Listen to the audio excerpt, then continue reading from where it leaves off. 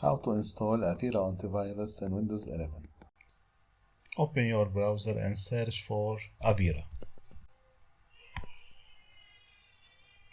Make sure that you select the official website.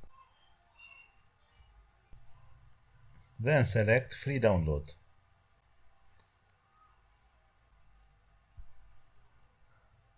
Then run the downloaded file as administrator.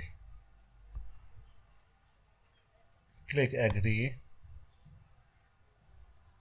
and wait until Avira finish installing.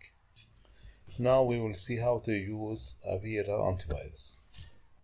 From here we can scan our computer, and if you want to check one folder, right click on this folder and select Scan Selected File with Avira. Also there are many tools to use like Duplicate Finder to find duplicated files, Optimizer like CClearer, and many other tools. Thanks for watching.